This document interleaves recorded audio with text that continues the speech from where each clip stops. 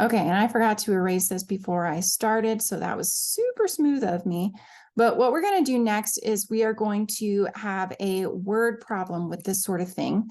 So we've done point slope format, and we're going to talk about what that would be like in context of a real world problem again.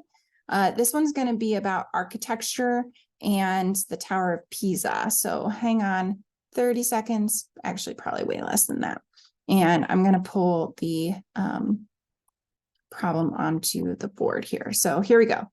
Tower of Pisa began tilting during its construction in 1178 and continued to move until a restoration effort reduced the lean and stabilized the structure. The Tower of Pisa leaned 5.4 meters in 1993 compared to a lean of just 1.4 meters in 1350. Write an equation in point slope form that represents the lean y in meters of the Tower of Pisa X years after its construction in 1178. Okay, so let's talk about what we have here. They've told us what our X and Y are. Okay, and so our X is, where did it say the X? It said, whoops, X is years. Okay, so I'm just going to write this as a note to myself. So X is years. Ugh, I wrote it in the wrong spot. Try again. Okay, X is years. And the lean of the tower is the Y. Okay, so the lean is Y, X is years. So now I have it in the right order to help me remember. It's giving us a little bit more information. So it has that the Tower of Pisa leaned 5.4 meters in 1993.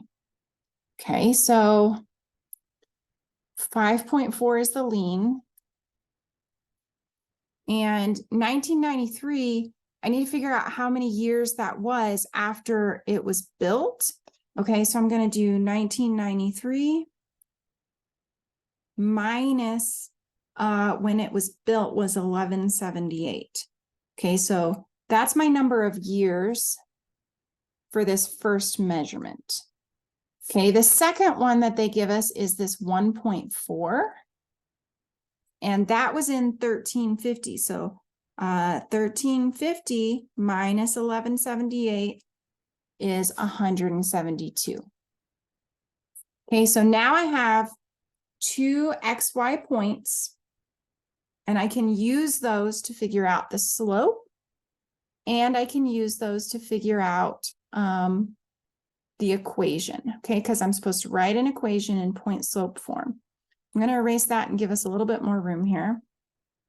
So remember our slope formula, that's what we're going to start with. Our slope formula is y2 minus y1 over x2 minus x1. So let's pick. Let's do x1, y1, x2, y2. Okay, so we've got that. Means we have to put it into our formula. Let's see, y2 is 1.4. Y1 is 5.4. X2 is 172. X1 is 815. So let's do the math on that. 1.4 minus 5.4. Feel like I sort of should have done that in my head, but I didn't. And I'm regretting that because I can't even do any of my points. Okay, trying it again. 1.4 minus 5.4 equals -4, which you all knew faster than I did. Hopefully you knew to fast forward if you wanted to. 172 minus 815 equals -643.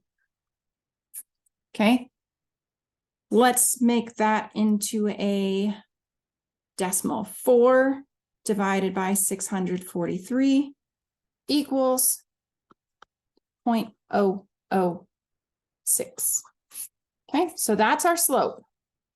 And we already have a point. So again, I told you before, it doesn't matter which point you use.